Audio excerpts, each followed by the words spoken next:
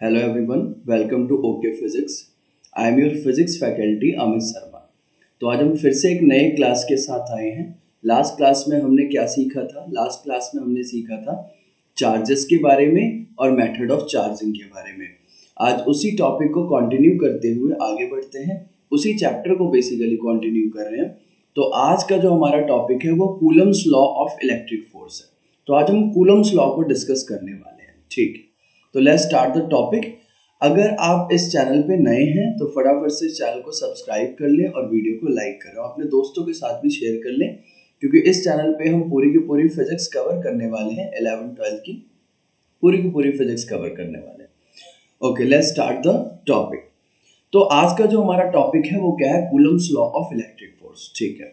एक सिंपल सी बात अगर मैं पूछूं कि मान लो मेरे पास कोई भी दो चार्ज है, एक पॉजिटिव चार्ज और एक नेगेटिव चार्ज है। कोई भी दो चार्ज है, एक पॉजिटिव और एक नेगेटिव, या दो पॉजिटिव है या दो नेगेटिव है, कोई भी दो चार्ज है, तो दोनों चार्जेस एक दूसरे के ऊपर फोर्स लगाएंगे, ये तो हमें पता है भाई। अगर सेम नेचर के चार्ज में दोनों पॉजिटिव हुए या दोनों नेगेटिव हुए तो वो एक दूसरे को रिपेल करेंगे, एक दूसरे को दूर भगाएंगे। लेकिन अगर दोनों ऑपोजिट नेचर के चार्ज में एक पॉजिटिव हुआ या फिर एक नेगेटिव हुआ तो दोनों एक दूसरे को अट्रैक्ट करेंगे, अपनी तरफ खींचेंगे। इट मीन्स कि अगर दो चार्ज रखे हुए हैं तो दोनों चार्जेस के बीच में एक इंटरेक्शन होता है। दैट इंटरेक्शन में भी रिपल्सिव और अट्रैक्टिव, वो अट्रैक्टिव भी हो सकता है, रिपल्सिव भी हो सकता है। That depend on the nature of charges. अगर तुम लोग यहाँ ध्यान से देखो ना एक चीज, तो देखो यहाँ पे एक पॉजिटिव चार्ज दिया हुआ है और यहाँ पे भी एक पॉजिटिव चार्ज दिया हुआ है। तो इस वाले पॉजिटिव चार्ज ने इस वाले पॉजिटिव चार्ज को किधर धक्का दिया भाई? बाहर की तरफ धक्का दिया। इस वाले पॉजिटिव चार्ज ने इस वाले पॉजिटिव चार्ज को भी किधर भगाया? बाहर की तरफ भगाया। क्लियर? लेकिन अगर नीचे देखो, यह है तुम्हारा दूसरा एक पॉजिटिव चार्ज और बगल में क्या है? एक नेगेटिव चार्ज। तो अब क्या दिख रहा है? इस वाले पॉजिटिव चार्ज ने इस वाले नेगेटिव चार्ज को अपनी तरफ खींचा, इधर खींचा इस तरीके से, और इस वाले नेगेटिव चार्ज ने इस वाले पॉजिटिव चार्ज को भी अपनी तरफ ऐसे खींचा। यानी ये वाला जो एरो दिख रहा है ना, ये वाला एरो एक्चुअली में कौन लगा रहा है? नेगेटिव चार्ज लगा रहा है। किसके ऊपर? इस पॉजिटिव के ऊपर। ये वाला जो एरो दिख रहा है ना, ये किस कौन लगा रहा है भाई? पॉजिटिव चार्ज लगा रहा है। किसके ऊपर? नेगेटिव के ऊपर। क्लियर? यानी कि इनके बीच में एक इंटरेक्शन हो रहा है। इसी इंटरेक्शन से रिलेटेड लॉज दिए थे किसने? कूलम्स ने दिए थे।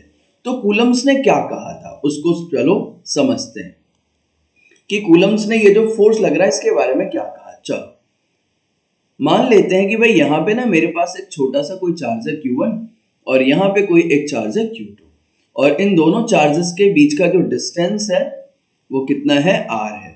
और डिस्टेंस ना हम इन दोनों चार्ज के सेंटर से सेंटर लेते हैं, यानी ये चार्ज का जो सेंटर होगा और इस चार्ज का जो सेंटर होगा वहां से लेते हैं। तो कूलम्स ने कहा था कि अगर मान लो हमारे पास दो चार्जेस हैं और दोनों स्टेशनरी और पॉइंट चार्जेस हैं, यानी चार्जेस कैसे होने चाहिए? चार्जेस कूलम्स लॉ के लिए जो कंडीशन है वो ये है कि चार्जेस जो होने चाहिए वो कैसे होने चाहिए? पॉइंट एंड स्टेशनरी, मोशन में नहीं होने चाहिए। ये point and stationary charges. Point charges का मतलब एक चार्जेस, जो भी चार्ज हो वो पूरा का पूरा चार्ज एक जगह इकट्ठा हो जाए, ठीक है, बिल्कुल छोटे से स्पेस में ऑक्युपाइड हो जाए, इकट्ठा हो जाए, उसे तुम पॉइंट चार्ज कहोगे। मान लो 1 कूलम चार्ज है और एक मेरे पास 100 कूलम चार्ज है, तुम पॉइंट चार्ज किसे कहोगे? तो डिपेंड करता है भाई। अगर 1 कूलम चार्ज को तुमने पूरे रूम के अंदर फैला दिया तो अब वो पॉइंट चार्ज नहीं है, वो एक्सटेंडेड चार्ज है, फैल गया। और 100 कूलम चार्ज को पकड़ के तुमने एक जगह इकट्ठा कर दिया तो वो क्या हो गया? तुम्हारा पॉइंट चार्ज हो गया। तो डिपेंड करता है बहुत ही छोटे से एक पॉइंट से स्पेस में कौन सा चार्ज ऑक्युपाइड है, उसे हम क्या कहेंगे? Point charge. और डिस्टेंस के ऊपर भी मैटर करता है, समझ लेंगे आगे। क्लियर? पॉइंट चार्ज का मतलब यही समझो कि जो बहुत ही छोटे से स्पेस में ऑक्युपाइड हो उसे पॉइंट चार्ज कहोगे। तो कूलम्स लॉ के लिए कंडीशन क्या है कि charges must be point charge and stationary, रुके हुए होने चाहिए, मोशन में नहीं होने चाहिए। अगर दो चार्जेस पॉइंट चार्जेस स्टेशनरी हैं तो उनके बीच में जो लगने वाला फोर्स होगा, that force is directly proportional to the product of their charges, यानी जो भी उन दोनों का चार्ज होगा उसके प्रोडक्ट के डायरेक्टली प्रोपोर्शनल होगा। इट मींस कि अगर उनके चार्ज के मैग्नीट्यूड को बढ़ाते हो तो तुम्हारा फोर्स भी बढ़ेगा, घटाते हो तो फोर्स भी घटेगा। सेकंड कंडीशन जो इन्होंने कही कि भाई इनके बीच में जो लगने वाला फोर्स है that is inversely proportional to the square of distance between them, यानी इन दोनों चार्जेस के बीच का जो डिस्टेंस है ना, उस डिस्टेंस के स्क्वायर के इनवर्सली प्रोपोर्शनल है। क्लियर? ये 2 पॉइंट उन्होंने कहा। अगर मैं इन दोनों पॉइंट को कंबाइन करके एक जगह लिख दूं तो क्या ऐसे लिखूंगा, Q1 Q2 ऊपर और R स्क्वायर नीचे। और हमें पता है जब प्रोपोर्शनैलिटी हटाते हैं तो एक कांस्टेंट टर्म आता है, तो यहाँ पे जो कांस्टेंट टर्म आया उसको मैंने लिखा K। तो क्या मिला, F equals to K Q1 Q2 upon में R स्क्वायर। अब ये K क्या है, तो K जो है हमारा एक कांस्टेंट टर्म है जिसको कहते हैं electronic force constant, electrostatic force constant कहेंगे। एक सेकेंड रुको, क्या कहेंगे इसे, electrostatic force constant, electrostatic force constant. अब ये जो K है ना, K, इस K की जो वैल्यू होती है, मैं ही करता हूं, इस K की जो वैल्यू होती है वो होती है 1/4 पाई एप्सिलॉन नॉट, इसे एप्सिलॉन नॉट कहते हैं, which is equals to 9 into 10 की पावर 9, और यूनिट होती है इसकी न्यूटन मीटर स्क्वायर पर कूलम स्क्वायर। क्लियर? ये किसकी वैल्यू होती है, K की वैल्यू होती है। लेकिन ध्यान रखना, ये जो वैल्यू हमने लिखी ना 1/4 pi epsilon not which is equals to 9 into 10 की पावर 9, ये किसके लिए है, एयर या वैक्यूम, फ्री स्पेस के लिए। यानी कि अगर हमारे दोनों चार्जेस एयर में रखे हुए हैं, वैक्यूम में रखे हुए हैं, तब वहां पे K की वैल्यू तुम कितनी कंसीडर करोगे, 1/4 pi epsilon not which is equals to 9 into 10 की पावर 9। लेकिन अगर मैं कहूं ये दोनों चार्जेस जो है किसी दूसरे मीडियम में रख दिए, वाटर में रख दिए या किसी और मीडियम में रख दिए, तो वहां पे K की वैल्यू चेंज हो जाएगी। क्लियर? यानी K कांस्टेंट तो है लेकिन मीडियम के ऊपर भी डिपेंड करता है। तो एक चीज ध्यान रखना, K also depend on the medium, medium change हो गया, अगर हमारा मीडियम चेंज हुआ ना तो K की वैल्यू भी चेंज हो जाएगी। तो चेंज हो जाएगी तो कैसे कैलकुलेट करेंगे वो हम सीखेंगे। क्लियर? अभी सिंपल हम एयर की बात करते हैं। ओके, तो भाई ये देखो K की वैल्यू में मिल गई, तो अगर मैं यहाँ पे ये जो K की वैल्यू तुमने यहाँ पे लिखी है, K की वैल्यू पुट करेंगे, देन हमें एक फंडामेंटल जो फॉर्मूला मिलेगा वो क्या मिलेगा, F equals to 1/4 pi epsilon not Q1 Q2 बटे में R square. This is the main formula, यानी ये वो फॉर्मूला है जिस फॉर्मूले से दो चार्जेस के बीच में जो लगने वाला फोर्स है उस फोर्स को तुम कैलकुलेट कर सकते हो, चाहे रिपल्सिव फोर्स हो चाहे अट्रैक्टिव फोर्स हो, वो जो फोर्स है वो तुम इसी फॉर्मूले से निकालोगे। क्लियर? ये लेकिन ये जो फॉर्मूला लिखा है किसके लिए लिखा है, मैंने एयर के लिए लिखा है। ध्यान रखना, मीडियम चेंज होगा तो थोड़े से चेंजेस होंगे जो हम आगे डिस्कस करने वाले हैं। तो क्या चाहिए हमें, Q1 Q2 की वैल्यू चाहिए, उनके बीच का डिस्टेंस चाहिए, और 1/4 पाई एप्सिलॉन नॉट की वैल्यू तो हम याद कर ही लेंगे, बहुत इजी है, 9 इंटू 10 की पावर 9, और यूनिट क्या है, न्यूटन मीटर स्क्वायर पर कूलम स्क्वायर। क्लियर? बात आई समझ में? ओके, चलो फिर आगे बढ़ते हैं। अब एक चीज और समझना है, अगर मान लो मैं कह रहा हूं थोड़ी देर के लिए कि ये Q1 जो है पॉजिटिव है और Q2 भी है, वो भी क्या है भाई, पॉजिटिव है, दोनों के दोनों क्या है, पॉजिटिव चार्ज है। ओके, तो अगर दोनों पॉजिटिव चार्ज है तो Q1 क्या करेगा, Q2 को धक्का देगा, भगाएगा अपने से दूर, और Q2 क्या करेगा, Q1 को भी भगाएगा अपने से दूर, यानी दोनों एक दूसरे को रिपेल करेंगे, दूर भगाएंगे एक दूसरे से। तो होगा क्या, ये जो Q1 इसके ऊपर फोर्स लगाएगा, देखो ये फोर्स कौन लगा रहा है, Q1 लगा रहा है, किसके ऊपर, 2 के ऊपर, तो इसे ऐसे भी लिख सकते हो F21। F21 का मतलब force on 2 due to 1, F21 का मतलब लिख दो मैं यहां पे, फोर्स ऑन 2 यानी कि सेकंड चार्ज, ड्यू टू 1, यानी कि दूसरे चार्ज के ऊपर तुम फोर्स निकाल रहे हो, किसकी वजह से, पहले की वजह से। इसी तरीके से जैसे Q1 ने Q2 को धक्का दिया, इसी तरीके से भाई Q2 भी तो Q1 को धक्का देगा, तो ये इधर भगाएगा, तो ये क्या आएगा, F12। F12 का मतलब फोर्स ऑन 1 ड्यू टू 2। अब ये जो इसने इसके ऊपर फोर्स लगाया या Q2 ने Q1 के ऊपर फोर्स लगाया, ये फोर्स पता है लगता कहाँ है? अब चार्ज या इतने से मान लो एक चार्ज का स्फीयर है तो कहाँ लगेगा, किस डायरेक्शन में लगता है? तो इन दोनों को जोड़ने वाली जो लाइन होती है सेंटर टू सेंटर, इन दोनों चार्जेस को सेंटर टू सेंटर जोड़ने वाली जो लाइन होती है उसी लाइन के अलोंग हमारा फोर्स एक्ट करता है। यानी दो चार्ज को जोड़ने वाली जो बिल्कुल स्ट्रेट लाइन है, सेंटर टू सेंटर वाली जो लाइन है, उसी लाइन के अलोंग हमारा फोर्स एक्ट करता है। तो फोर्स क्या एक्ट करता है, यहां लिखूं मैं, यानी ये जो F फोर्स लग रहा है ना, ये 1/4 pi epsilon not Q1 Q2 upon R, कहां लगता है, किधर लगता है? तो force act along the line joining of the two charges। Clear? बात आगे समझ में? चलो, तो हमें कूलम्स लॉ के बारे में कुछ आइडिया हो गया कि कूलम्स लॉ में क्या निकालते हैं भाई, दो चार्ज के बीच में लगने वाला फोर्स, और फॉर्मूला क्या होता है 1/4 pi epsilon not Q1 Q2 upon R square, किसके लिए? एयर के लिए। मीडियम चेंज होगा तो बातें चेंज हो जाएंगी, ठीक है। अब कुछ प्रॉपर्टी है, इनको भी समझ लो। जो इलेक्ट्रोस्टैटिक फोर्स, यानी जो इन दोनों चार्जेस के बीच में जो फोर्स लग रहा है उसको इलेक्ट्रोस्टैटिक फोर्स कहेंगे। क्यों? क्योंकि चार्जेस का रेस्ट पे है।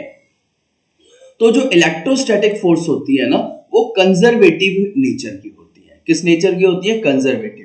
अब कंजर्वेटिव वर्ड क्या तुमने पहली बार सुन रहे हो? नहीं, 11th में भी हमने सुना था। कंजर्वेटिव फोर्स और कौन सा होता है? तो ग्रेविटेशनल फोर्स भी तुम लोगों ने 11th में पढ़ा था कि gravitational force is also a conservative force. Conservative force क्या होता है कि भाई, कंजर्वेटिव फोर्स वो होता है जिस फोर्स का वर्क डन किसके ऊपर डिपेंड करे? इनिशियल और फाइनल पोजीशन के ऊपर, पूरे पाथ के ऊपर डिपेंड नहीं करता है। क्लियर? उसे क्या कहते हैं? कंजर्वेटिव। सेकंड क्या है? ये सेंट्रल फोर्स होता है, जो मैंने भी बताया कि जैसे मान लो ये Q1 है और ये Q2 चार्ज है, तो ये इसके कहां फोर्स लगाएगा? सेंटर पे इधर, और ये इसके सेंटर पे इधर, और इन दोनों के बीच का जो डिस्टेंस कंसीडर करते हैं वो भी कहां से कहां कंसीडर करते हैं? Centre to centre. और अभी शुरू में ही बताया कि ये क्या होता है भाई, सिर्फ और सिर्फ किसके लिए हमारा एप्लीकेबल है? पॉइंट मासेस के लिए, और किसके लिए एप्लीकेबल है? Valid for the charges at rest के लिए। और एक्सटेंडेड चार्ज होगा तो उसके लिए वैलिड नहीं। एक्सटेंडेड चार्ज का मतलब क्या है कि जैसे मान लो मैंने कहा कि मेरे पास एक रॉड है, ठीक है, ये रहा रॉड, ठीक है, इसके ऊपर चार्ज मैंने Q1 चार्ज को यूनिफॉर्मली डिस्ट्रीब्यूट कर दिया, और यहां से कुछ डिस्टेंस पे, मान लो R डिस्टेंस पे, ठीक है, यहां पे कोई दूसरा चार्ज मैंने Q2 रख दिया, तो इन दोनों के बीच का फोर्स लगाओ तो तुम्हें क्या दिखेगा भाई कि एक चार्ज है Q1, एक चार्ज है Q2, और इनके बीच का डिस्टेंस कितना है? R है। डिस्टेंस है दोनों के बीच का, तुम कहोगे F equals to K Q1 Q2 upon R square, लेकिन ये गलत हो जाएगा। क्यों? क्योंकि this formula is valid only for the point charges, not for the extended charges. अब ये रॉड जो के ऊपर जो चार्ज तुमने अभी फैलाया है ना, ये एक्सटेंडेड चार्ज है। यहाँ पे सारे के सारे चार्जेस एक जगह इकट्ठे नहीं है, फैले हुए हैं, तो ये फॉर्मूला यहाँ पे वैलिड नहीं होगा। क्लियर? बात आई समझ में? ओके। अब ये तुमको एक कर्व दिख रहा होगा, एक ग्राफ दिख रहा है। ये ग्राफ किसका है? इलेक्ट्रोस्टैटिक फोर्स और डिस्टेंस के बीच का। तो अभी हमने क्या देखा, अगर ये फॉर्मूला देखोगे तो क्या है? Force is inversely proportional to the square of distance between them. यानी कि अगर तुम्हारा डिस्टेंस जैसे जैसे बढ़ेगा ना, फोर्स वैसे वैसे घटता है, डिक्रीज होता है। तो देखो, मान लो मैं अभी यहाँ पे हूँ इस वाले डिस्टेंस पे, इसको मान लो मैं x1 कंसीडर कर लेता हूँ, तो x1 डिस्टेंस पे जो मेरे फोर्स मिल रहा है वो यहाँ मिल रहा है क्या? मान लो इसे F1। अब मैंने अपना डिस्टेंस बढ़ाया, बढ़ा के मैं x2 पे आ गया, तो देखो जरा मेरा फोर्स क्या हुआ? नीचे आया ना, यानी डिक्रीज हो रहा है। तो इसका कर्व इस तरीके से बनता है। अच्छा, एक और कर्व बन सकता है इसका। ये तो तुमने किसके बीच में बनाया? इलेक्ट्रोस्टैटिक फोर्स और डिस्टेंस के बीच में। अगर मैं तुमसे एक बात और कहूं, इसका कर्व एक और बन सकता है। कैसे? मुझे स्पेस मिलेगा क्या कहीं? एक सेकंड, यहीं पे देख लेते हैं थोड़ा साइड में। एक कर्व और बन सकता है ऐसा, अगर तुमसे कहे इलेक्ट्रोस्टैटिक फोर्स और 1/r स्क्वायर के बीच का, तो ये डायरेक्टली प्रोपोर्शनल हो जाएगा। क्यों? क्योंकि 1/r² के तो डायरेक्टली प्रोपोर्शनल है ना, r² के इनवर्सली प्रोपोर्शनल है। बात आ रही समझ में? अगर इस पूरे की वैल्यू बढ़ती है तो फोर्स बढ़ेगा, लेकिन r की वैल्यू बढ़ेगी तो फोर्स घटेगा। तो ये भी कर थोड़ा ध्यान रख लेना। क्लियर? बात आगे समझ में? चलो अब कुछ और बातें मैं तुम्हें बता दूं। ठीक है, डाइलेक्ट्रिक से पहले कुछ और बातें बता दूं, उसको थोड़ा ध्यान रखना। जैसे यहाँ पे है ना कि एक वैलिड किसके लिए होता है? पॉइंट चार्ज के लिए, बिल्कुल सही है। दूसरा क्या है, ये वैलिड किसके लिए होता है? जब चार्जेस एट रेस्ट हो, बिल्कुल सही है। लेकिन एक चीज और ध्यान रखना, ये ना वैलिड एक कंडीशन पे और हो जाता है। कब? जब एक चार्ज रेस्ट पे हो और कोई दूसरा चार्ज हो वो मोशन कर रहा हो, तो भी उस कंडीशन पे ये वैलिड हो जाता है। लेकिन ये हमारे सिलेबस का पार्ट नहीं है, बस इसे ध्यान में रखना है कि एक कंडीशन और है जहां ये वैलिड होता है। वो कंडीशन क्या है? अगर एक चार्ज रेस्ट पे है and the second charge is in motion, then वो वैलिड हो सकता है। क्लियर? चलो अब आगे बढ़ते हैं। अब आते हैं उस फिनोमिना पे जिसकी हम बात करना चाह रहे थे इतनी देर से, कि भाई क्या होगा अगर चार्ज किसी दूसरे मीडियम में चला जाए। ठीक है, एयर में होगा तो हमें पता है F इक्वल्स टू क्या है? 1/4πε0 Q1 Q2 बटे में r²। लेकिन ये तो एयर के लिए है या वैक्यूम के लिए है। लेकिन अगर वो किसी दूसरे मीडियम में चला गया तो क्या होगा? चलो देखते हैं। एक चीज ध्यान रखना, ये जो है ना ε0, इसको कहते हैं परमिटिविटी ऑफ फ्री स्पेस। क्या कहते हैं? Permittivity of free space. और अगर इसको तुम ध्यान से देखोगे ना, तो ये फोर्स के साथ इनवर्सली प्रोपोर्शनल वाला रिलेशन बना रहा है। यानी कि अगर ये एप्सिलॉन की वैल्यू ज्यादा हुई ना, तो फोर्स की वैल्यू कम हो जाती है। ये चीज ध्यान रखना भाई, अगर यहाँ पे एप्सिलॉन की वैल्यू ज्यादा हुई तो फोर्स की वैल्यू क्या हो जाती है? कम हो जाती है। वो डिस्कस कर लेंगे। चलो देखो यहाँ पे क्या कह रहा है, two charges are placed in free space. Free space में है तो ऑब्वियसली क्या होगा? 1/4πε0 Q1 Q2 by r²। लेकिन अगर मान लो किसी मीडियम में रखती है तो उसका फॉर्मूला बन जाता है 1/4πε, क्योंकि ये जो ε0 लिख रहा हो ये फ्री स्पेस के लिए, वैक्यूम के लिए। किसी दूसरे मीडियम में तो उसका परमिटिविटी जो है एप्सिलॉन से रिप्रेजेंट करते हैं, Q1 Q2 by r²। अब मैंने क्या किया है, इन दोनों को कर दिया डिवाइड, F0 अपॉन में Fm।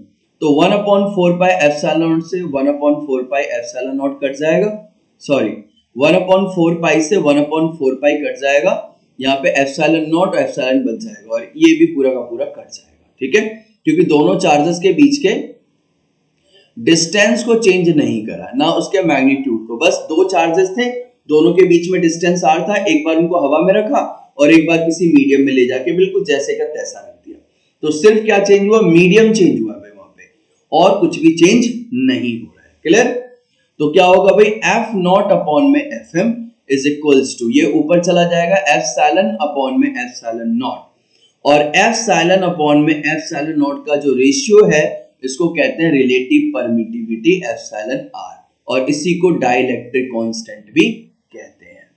तो जो एक रिलेशन है उसको ध्यान रखना है, एप्सिलॉन अपॉन में epsilon zero is equals to epsilon r। इसको ध्यान रखो, यानी epsilon is equals to epsilon zero into epsilon r। ये एप्सिलॉन क्या है?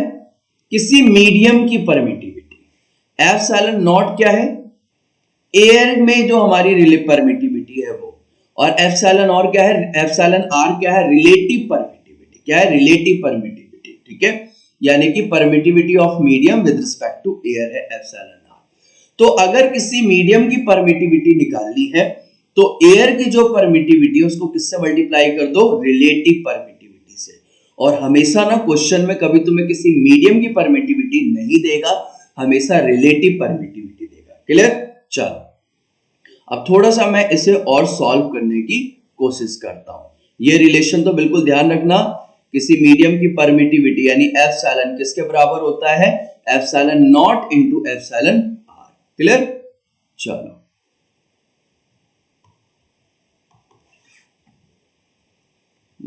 कहीं स्पेस मिलेगा क्या मुझे? ओके, चलो यहां समझा देते हैं। देखो यहाँ पे जैसे ध्यान से समझना, अगर मान लो मैंने कहा कि मेरे पास ये दो चार्जेस है Q1 और ये दूसरा चार्जेस है Q2। अब ये कहां रखा हुआ है? r डिस्टेंस पे एयर में रखा हुआ है। तो इनके बीच का फोर्स तुम कहोगे भाई F equals to 1/4 pi epsilon not Q1 Q2 by r square.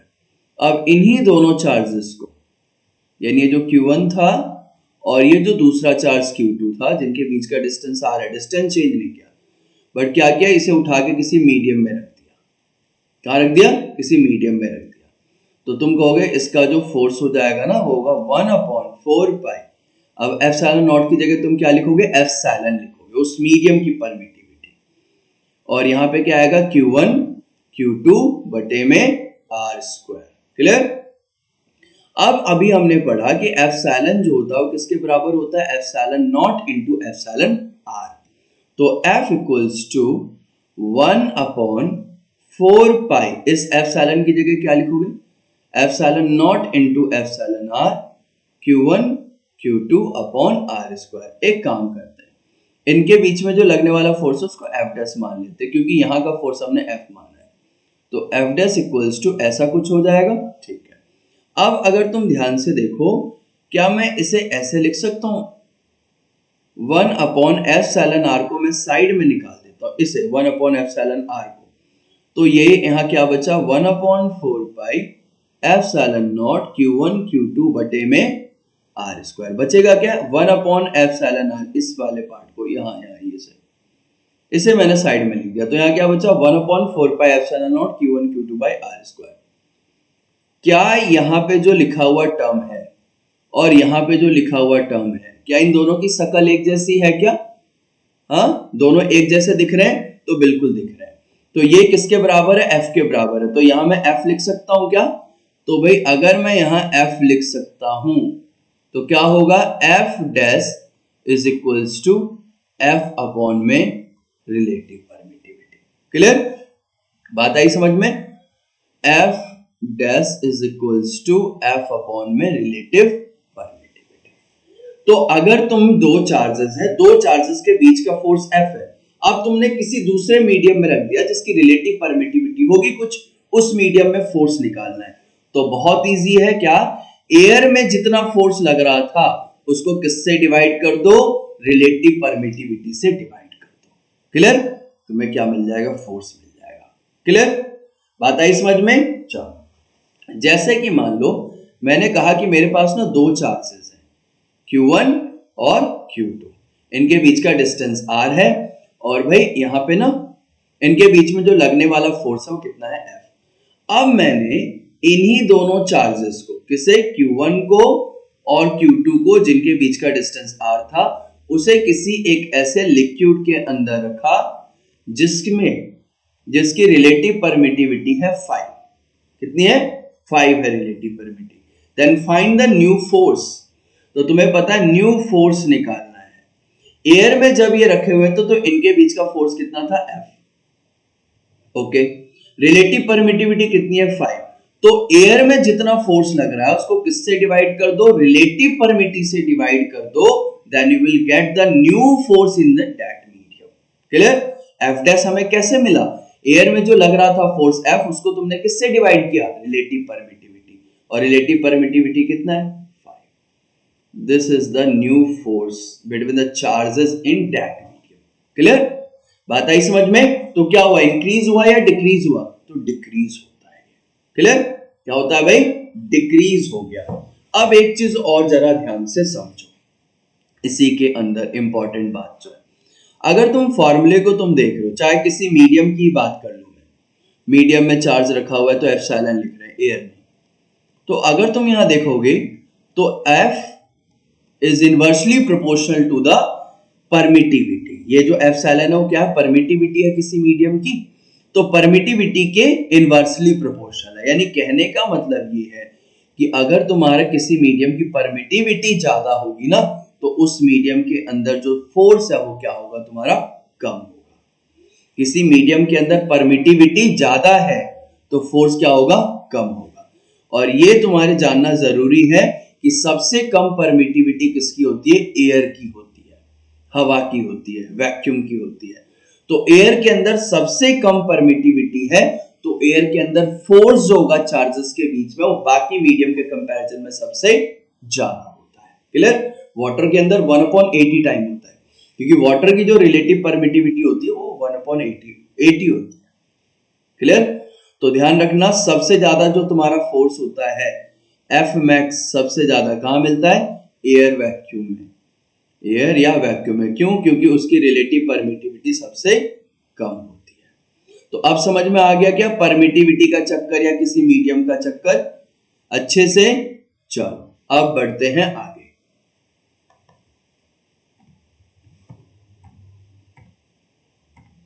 अब करते हैं Coulomb's law in vector form. ठीक है भाई, वेक्टर फॉर्म करने से पहले सबसे पहले तो तुम मुझे ये बताओगे कि ये वेक्टर है क्या, क्या होता है वेक्टर?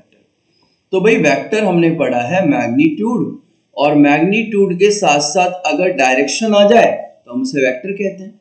ठीक है, लेकिन एक चीज और ध्यान रखना, ये दोनों कंडीशन तो होनी चाहिए, साथ के साथ वो triangle law of vector addition को भी फॉलो करें। किसको? Triangle law of vector addition को भी फॉलो करें, तो उसे प्रॉपर वेक्टर कहते हैं। हाँ, लेकिन ये सफिशिएंट है, मैग्नीट्यूड प्लस डायरेक्शन जिसके पास हो वो वेक्टर क्वांटिटी मानी जाती है। यानी कि अगर किसी क्वांटिटी को वेक्टर फॉर्म में लिखना है तो क्या चाहिए? मैग्नीट्यूड चाहिए, और वो जो क्वांटिटी है उसका डायरेक्शन चाहिए कि किस डायरेक्शन में लग रहा है। तो फोर्स को भी अगर मुझे वेक्टर फॉर्म में लिखना है तो मुझे क्या बताना होगा? भाई कितना फोर्स लग रहा है, यानी उसका मैग्नीट्यूड, और किस डायरेक्शन में फोर्स लग रहा है वो डायरेक्शन बता दो, हो गया भाई वेक्टर क्वांटिटी। और क्या?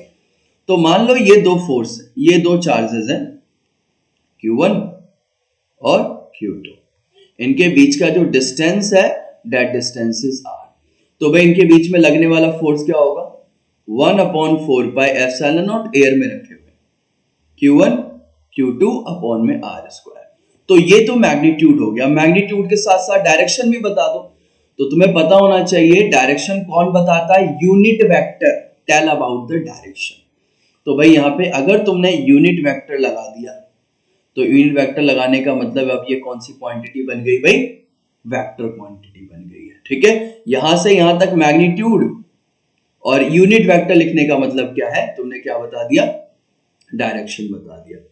तो F इक्वल्स टू, इसको मैं K लिखता हूं, K Q1 Q2 बटे में R², और यूनिट वेक्टर का मतलब तुम्हें पता होगा R वेक्टर अपॉन में R वेक्टर का मैग्नीट्यूड।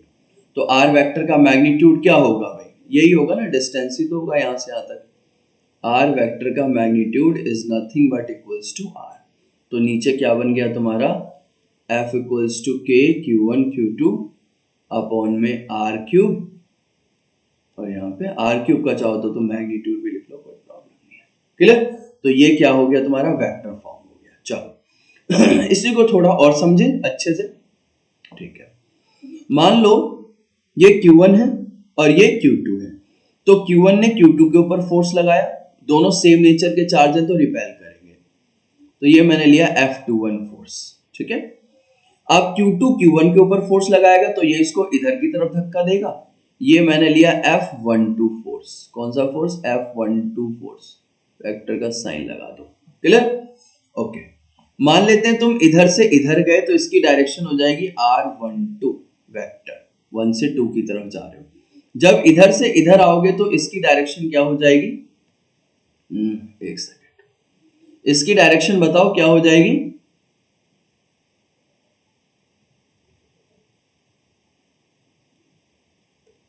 तो इसकी डायरेक्शन हो जाएगी R21 वेक्टर। क्या हो जाएगी? जब इधर से इधर की तरफ आ रहे हैं तो R21 वेक्टर।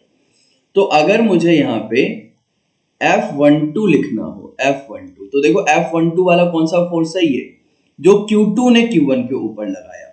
तो फोर्स में क्या लिखूंगा? K Q1 Q2, ठीक है, अपॉन में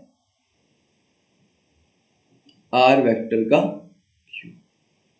ठीक है, और डायरेक्शन जब मुझे मेंशन करना होगा तो F12 फोर्स इधर से इधर लगा है, तो मैं डिस्टेंस कौन सा लूंगा? ये वाला लूंगा, 2 से 1 की तरफ। तो ये R वेक्टर को चाहो तो तुम क्या लिख सकते हो? 2 से 1, और यहाँ भी चाहो तो 2 से 1 का मैग्नीट्यूड, क्योंकि चाहे तुम r वेक्टर का मैग्नीट्यूड करो, चाहे r12 का मैग्नीट्यूड करो, r21 का मैग्नीट्यूड करो, सबकी वैल्यू सेम आएगी, कितनी r ही आएगी। ठीक है, तो F12 इतना हुआ। इसी तरीके से अगर मैं तुमसे कहूं कि भाई F12 जैसे क्या है वैसे ही 21 करो, F21, तो F21 वाला ये फोर्स है ना, 2 के ऊपर जो लग रहा है, जो 1 लगा रहा है ये, तो तुम लिखोगे इसका magnitude K Q1 Q2 upon में R मैग्नीट्यूड Q, और यहाँ जो R वेक्टर है, इस R वेक्टर की जगह डायरेक्शन बताओगे कि F21 किस डायरेक्शन में लग रहा है, तो F21 इधर लग रहा है, यानी कि 1 से 2 की तरफ, तो 1 से 2 की तरफ जो हमारा R वेक्टर है वो कौन है, R12, तो यहाँ क्या लिखोगे, R12 क्या, क्लियर। और चाहो तो यहाँ भी तुम क्या कर दो, R12 का क्यूब।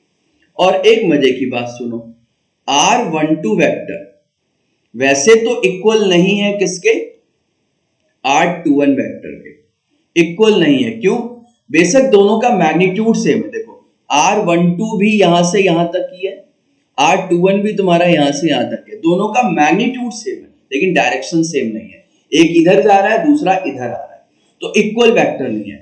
लेकिन हाँ, अगर मैं यहाँ पे कह दूं कि नेगेटिव साइन लगा दूं, तब तो इक्वल हो जाएंगे, ऑब्वियसली इक्वल हो जाएंगे, क्योंकि R12 vector is the negative of R21 vector. एक इधर जा रहा है, एक इधर जा रहा है, तो दोनों का डायरेक्शन क्या हो गया, ऑपोजिट हो गया, तो नेगेटिव साइन लगा सकते हैं। तो नेगेटिव साइन अगर तुम लगा दो, तो ये जो R12 है ना, यहाँ पे R12, इस R12 की जगह तुम क्या लिख सकते हो, माइनस R21, यानी F21 is equals to K Q1 Q2 upon में R12 वेक्टर का क्यूब, और R12 की जगह क्या लिखोगे, माइनस R21 लिखोगे ना, क्योंकि दोनों इक्वल है, और माइनस साइन आगे कर दिया, माइनस आगे खिसका दिया। अब जब मैंने माइनस आगे खिसकाया ना, तो ये जो टर्म मैंने लिखा है ना, यहां से यहां तक, यहां से यहां तक, इस टर्म को जरा ध्यान से देखो, तो क्या इसकी शकल इससे मिल रही है क्या, ध्यान से देखो, ध्यान से, हाँ बिल्कुल सेम है। और ये किसके बराबर है, F12 के बराबर है, तो मैं यहां पे F21 को किसके बराबर लिख सकता हूं, F12 के बराबर विद अ नेगेटिव साइन। यानी यहां से मुझे क्या पता लगा कि मेरा ना दोनों के ऊपर जो लगने वाला फोर्स है, यानी F12 और F21 दोनों आपस में इक्वल है, बट दोनों का डायरेक्शन ऑपोजिट है, इसलिए यहां पे साइन क्या आया, नेगेटिव आया। F21 is equal to the F12, but negative sign का मतलब डायरेक्शन क्या है, ऑपोजिट है। तो एक चार्ज दूसरे चार्ज के ऊपर जो फोर्स लगा रहा है ना, उसका मैग्नीट्यूड सेम है, सिर्फ डायरेक्शन क्या है, ऑपोजिट है। यानी Q1 ने Q2 के ऊपर जितना फोर्स लगाया, उतना ही Q2 भी Q1 के ऊपर फोर्स लगाएगा, ऑब्वियसली डायरेक्शन दोनों का ऑपोजिट है। यानी कि हम कह सकते हैं कि कूलम्स लॉ जो है ना भाई, वो न्यूटन के थर्ड लॉ को फॉलो कर रहा है। यानी कि कूलम्स लॉ जो है ना तुम्हारा वेक्टर फॉर्म में, ये किसको फॉलो करता है, न्यूटन्स थर्ड लॉ, न्यूटन के थर्ड लॉ को भी ये फॉलो कर रहा है ना भाई। Force equal and opposite, Newton का थर्ड लॉ क्या कहता है, every action has equal and opposite reaction. एक बॉडी दूसरे बॉडी के ऊपर जितना फोर्स लगाएगी, दूसरी बॉडी भी उसके ऊपर उतना ही फोर्स लगाएगी। तो Q1 ने जितना फोर्स Q2 के ऊपर लगाया, Q2 भी Q1 के ऊपर उतना ही फोर्स लगा रहा है। ऑब्वियसली कूलम्स लॉ क्या करता है, न्यूटन लॉ को फॉलो करता है। तो समझ में आ गया क्या वेक्टर फॉर्म। चलो इसको अच्छे से रिवाइज करना। नेक्स्ट आता है प्रिंसिपल ऑफ सुपरपोजिशन, जो कि बहुत इंपॉर्टेंट टॉपिक है, इसको भी समझते हैं। देखो प्रिंसिपल ऑफ सुपरपोजिशन हम कहां पे अप्लाई करते हैं, मान लो हमारे पास कोई एक चार्ज है, जैसे Q1 चार्ज दिख रहा है क्या, Q1 चार्ज, और Q1 चार्ज क्या है, अपने अराउंड बहुत सारे चार्जेस से घिरा हुआ है। Q2 है इसके पास, Q3 है, Q4 है, Q5, Q5, 6, बहुत सारे फोर्सेस के साथ घिरा हुआ है अपने चारों तरफ से। अब क्योंकि ये चार्ज है, तो चार्ज का नेचर क्या होता है, इंटरेक्ट करना, यानी फोर्स लगाना, अट्रैक्टिव या रिपल्सिव। यानी इस Q1 के ऊपर बहुत सारे फोर्स लगेंगे, Q4 भी लगाएगा, Q3 भी लगाएगा, Q2 भी लगाएगा, और चार्ज होंगे वो भी लगाएगा। तो इसके ऊपर नेट चार्ज निकालना है। तो इसके ऊपर जो नेट चार्ज होगा पता है क्या होगा, जितने भी फोर्सेस लग रहे होंगे ना, उन सब का सम करो। कौन सा सम? तो भाई वेक्टर सम करो, सिंपल अलजेब्रिक सम मत कर देना। कौन सा सम करना है? वेक्टर सम करना है। क्यों? क्योंकि force is a vector quantity, और जहां पे वेक्टर क्वांटिटी होती है वहां पे सिंपल अलजेब्रिक सम नहीं करते, वेक्टर सम करते हैं। तो इसके ऊपर जितने भी फोर्स लग रहे होंगे उन सबका जब वेक्टर सम करोगे तो तुम्हें मिलेगा रिजल्टेंट ऑफ फोर्स, और वही जो रिजल्टेंट मिलेगा वही इसके ऊपर क्या होगा? नेट फोर्स होगा। क्लियर? जैसे यहां दिख भी रहा है तुम्हें। क्लियर? अब ये नेट फोर्स रिजल्टेंट कैसे निकालते हैं?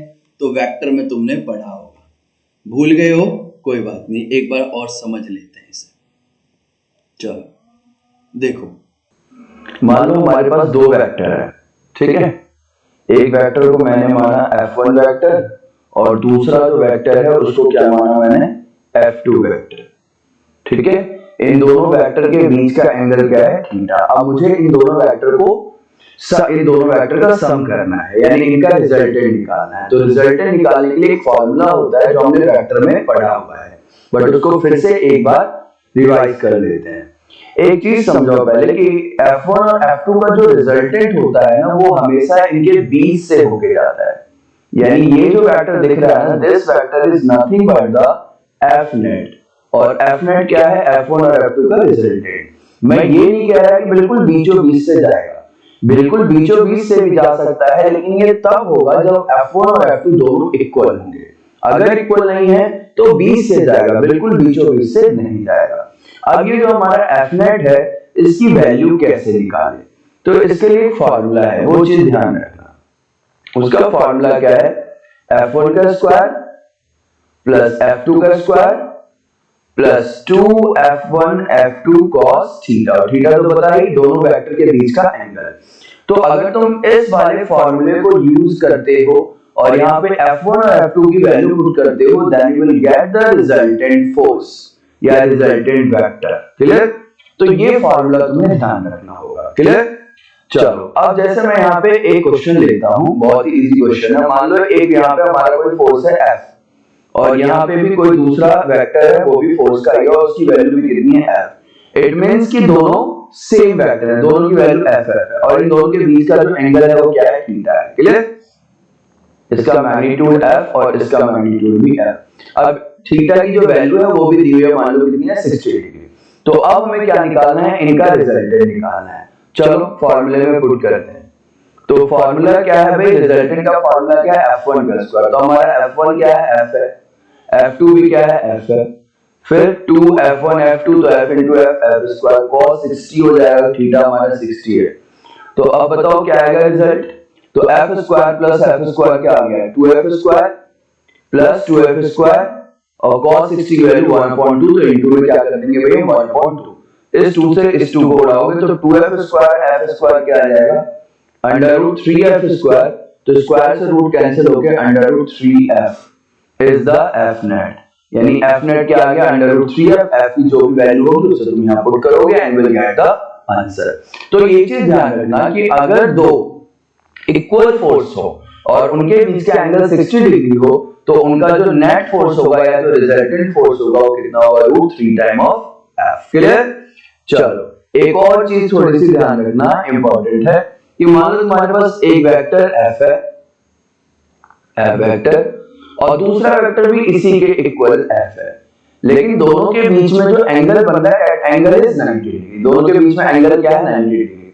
तो इनका रिजल्टेंट कहां जाएगा? इधर जाएगा, डायगोनली जाएगा, दोनों के बीच से होके जाएगा। This is the resultant force of these two forces, यानी F नेट। तो इसका F नेट पता क्या होता है? Root 2 time of F। अब ये कैसे निकाला? वही F1 की जगह F पुट करोगे, F2 की जगह F पुट करोगे, बस यहाँ पे cos थीटा की जगह 90 पुट करोगे, तो अपने आप ये रिजल्ट आ जाएगा। एक और कुछ स्पेशल रिजल्ट होता है, उसको भी ध्यान रखना। मान लो ये कोई वेक्टर है और ये कोई दूसरा वेक्टर है और दोनों इक्वल वेक्टर हैं, F और F। इनके बीच का एंगल कितना है? 120। तो उनका रिजल्टेंट भी इस डायरेक्शन होगा, तो उसका रिजल्टेंट F ही होता है। यानी अगर हमारे पास दो इक्वल वेक्टर है और उनके बीच का एंगल 120 डिग्री है, तो उसका रिजल्टेंट कितना होगा? उसी वेक्टर के मैग्नीट्यूड के बराबर। और दो इक्वल वेक्टर उनके बीच का एंगल अगर 60 डिग्री है, तो रिजल्टेंट क्या होगा? अंडर रूट 3F होगा। क्लियर? बात आई समझ में? दो हमारे पास इक्वल वेक्टर है जिनका मैग्नीट्यूड मान लो f है और उनके बीच का एंगल 90 डिग्री है, तो उनका रिजल्टेंट कितना आएगा? √2f। तो ये कुछ स्पेशल केसेस हैं जो तुम्हें पता होनी चाहिए। इसके अलावा कुछ दो बातें और सुन लो। मान लो कोई हमारा एक वेक्टर है f1 जो इस डायरेक्शन में, और कोई जो दूसरा वेक्टर है f2 वो इस डायरेक्शन में, यानी जस्ट उसके ऑपोजिट है। तो इनके बीच का एंगल क्या बना? 180 डिग्री का एंगल बना क्या? तो अगर इस कंडीशन में एक वेक्टर इधर जा रहा है, दूसरा वेक्टर इधर जा रहा है, दोनों ऑपोजिट डायरेक्शन में एक दूसरे के, और तुम्हें रिजल्टेंट निकालना है, तो ज्यादा यहाँ पे सोचने की जरूरत नहीं है। क्या करोगे भाई? सिंपल क्या करना? सिंपल इन दोनों को माइनस करना, यानी क्या कर देना? f2 माइनस f1 कर देना। क्लियर? इन दोनों को आपस में माइनस कर देना, will get the your f net। हाँ, तुम ये भी कर सकते हो, f1 माइनस f2 भी कर सकते हो। अब ये समझ में नहीं आ रहा कि f1 माइनस f2 करे या f2 माइनस f1 करे, तो हमेशा ज्यादा में से कम को घटाना। देख लेना भाई f1 और f2 वेक्टर में से किस वेक्टर का मैग्नीट्यूड ज्यादा है, उन दोनों को आपस में माइनस कर देना। क्लियर? एक और कंडीशन बन सकती है कि मान लो हमारा एक वेक्टर f1 इधर है और दूसरा वेक्टर भी इधर है, यानी f1 और f2 दोनों सेम डायरेक्शन में। तो if two vector are in same direction, तो उनका जो रिजल्टेंट उनको सीधे सीधे जोड़ दो, यानी f1 और f2 को सीधे सीधे क्या करोगे? जोड़ दो, you will get the f net। Clear? तो दो वेक्टर ऑपोजिट डायरेक्शन में है, तो ज्यादा सोचने की जरूरत नहीं है, दोनों को माइनस कर दो, तुम्हें रिजल्टेंट मिल जाएगा। और दो वेक्टर सेम डायरेक्शन में है, तो दोनों को प्लस कर दो, तुम्हें रिजल्टेंट मिल जाएगा। क्लियर? तो ये सारी वेक्टर की जो बेसिक बातें हैं ये तुम्हें पता होनी चाहिए प्रिंसिपल ऑफ सुपरपोजिशन के क्वेश्चन सॉल्व करने से पहले। क्लियर?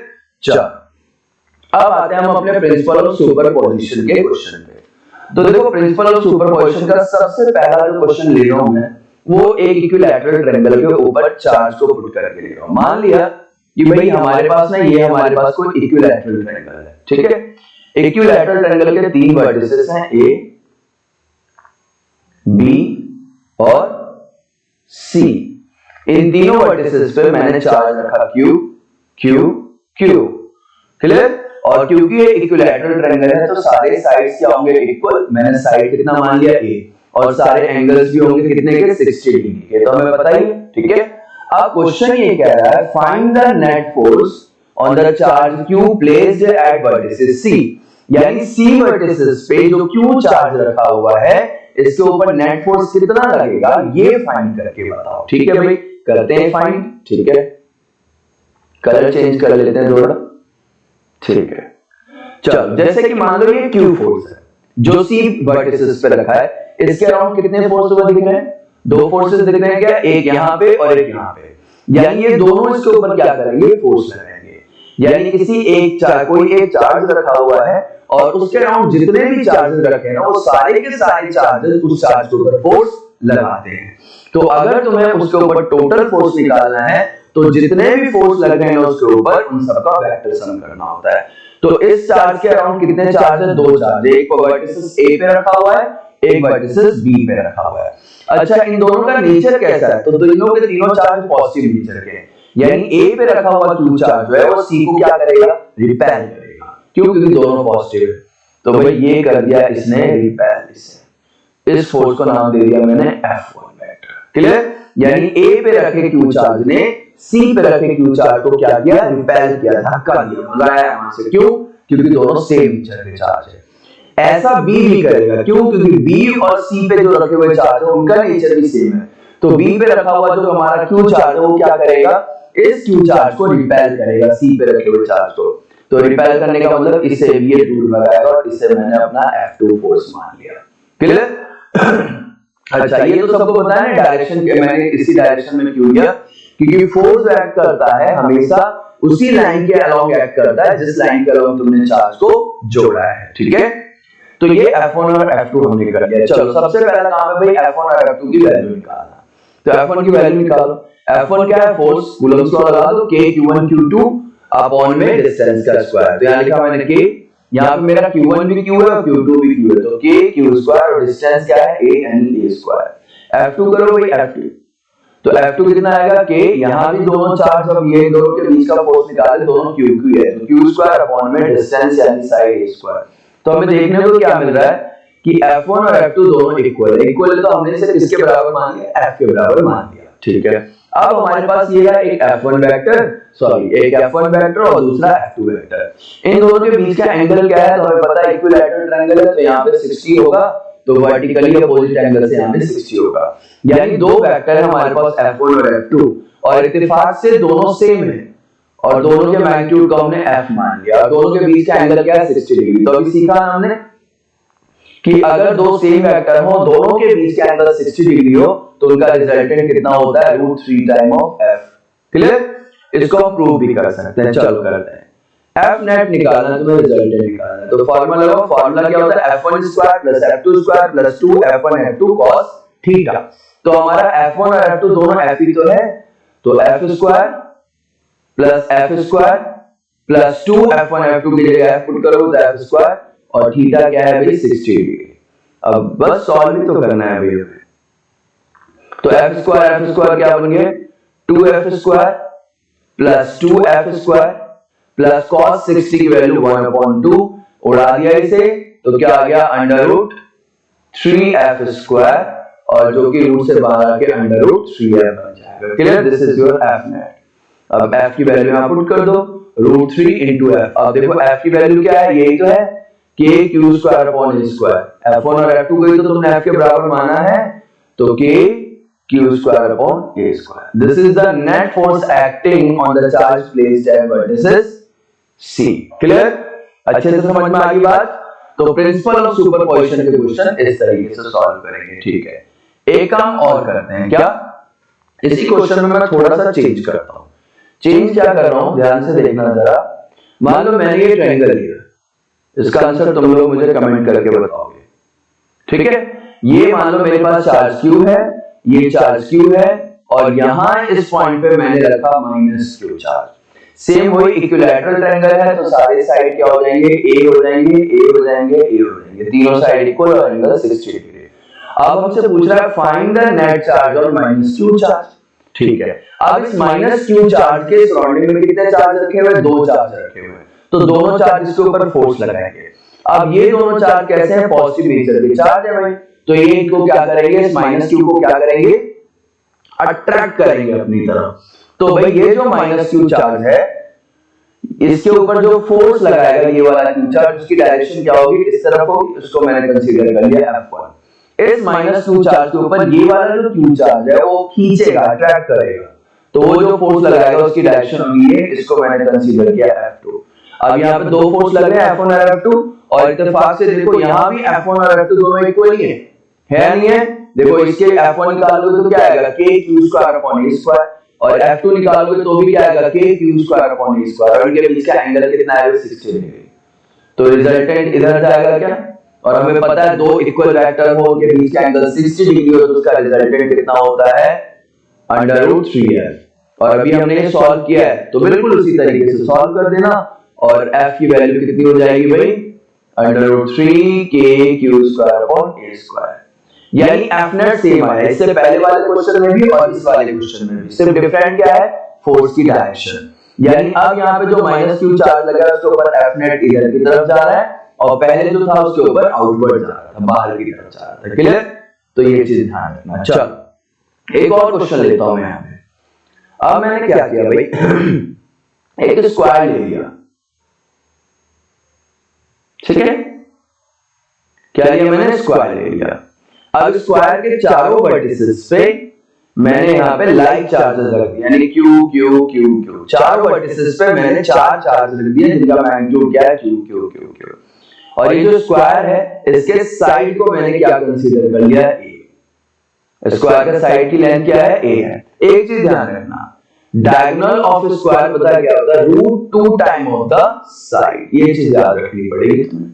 ये जो डायगोनल है ना इसका, यहां से यहां तक का जो डायगोनल है उसकी वैल्यू कितनी हो जाएगी, √2 टाइम ऑफ द साइड। तो साइड क्या है, A, तो डायगोनल क्या आ गया, √2 है। क्लियर? अब यहां पे कुछ वर्टिसेस मैंने नाम दे दिए, A, B, C और D। अब हमें क्या निकालना है, find the net force on the charge placed at vertices C। यानी कि इस चार्ज के ऊपर तुम्हें नेट फोर्स निकालना है। तो निकाल दोगे क्या, बहुत इजी, हम कर देंगे, देखो करते हैं ट्राई, कलर चेंज कर लेता हूं मैं, ठीक है। अब देखो यहाँ पे ये हमारे पास क्यू चार्ज है, इसके ऊपर ये वाला क्यू चार्ज क्या करेगा, इसे रिपेल करेगा, यानी बाहर की तरफ धक्का देगा। क्लियर? ये मान लेते हैं F1। उसके बाद ये वाला जो हमारा जो D वर्टिसेस पे जो क्यू चार्ज रखा है वो भी इसे क्या करेगा, रिपेल करेगा, क्योंकि दोनों पॉजिटिव चार्ज है। तो ये इसे किधर धक्का देगा, ये भी इसे बाहर की तरफ देगा, F2 मान लेते हैं इसे। ये हो गया F1 और ये हो गया F2। एक और चार्ज है A वर्टिसेस पे रखा हुआ, ये वाला, ये भी तो इसके ऊपर फोर्स लगाएगा, और ये कैसा फोर्स लगाएगा, ये भी रिपल्सिव फोर्स लगाएगा, यानी ये भी इसको बाहर की तरफ धक्का देगा। इसको मैं मान लेता हूं F3। क्लियर? तो इसके ऊपर 3 फोर्स लगे भाई, F1, F2 और F3, 3 फोर्स लगे। तो Fnet कैसे निकालेंगे? अब यहाँ पे तो 3 फोर्स है, तो इन तीनों फोर्स का तुम क्या कर दो, वेक्टर सम कर दो। यानी Fnet कैसे मिलेगा तुम्हें, ये जो 3 फोर्स दिख रहे हैं तुम्हें, F1 plus F2 plus F3, इन तीनों को क्या कर दो तुम, वेक्टर सम कर दो, you will get the Fnet। But vector sum तो 2 ही वेक्टर का होता है, 3 वेक्टर का तो फार्मूला पता ही नहीं हमें, ठीक है। तो 2-2 करके निकालो। ऐसा करो, पहले F1 और F2 का रिजल्ट निकालो। तो ये रहा तुम्हारा F1 और ये रहा तुम्हारा F2। तो F1 और F2 के बीच में एंगल क्या बन रहा है, 90। एक काम करो, सबसे पहले काम करो, F1, F2 और F3 की वैल्यू फाइंड करो। तो F1 की वैल्यू कितनी हो जाएगी, F1 कौन सा फोर्स है, जो V वर्टिसेस वाला चार्ज Q और C वर्टिसेस वाला इसके बीच का फोर्स, तो K Q स्क्वायर,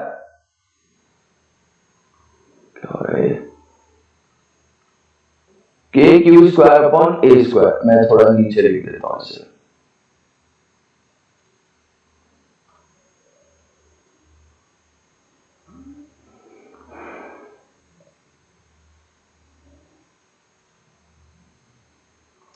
ठीक है।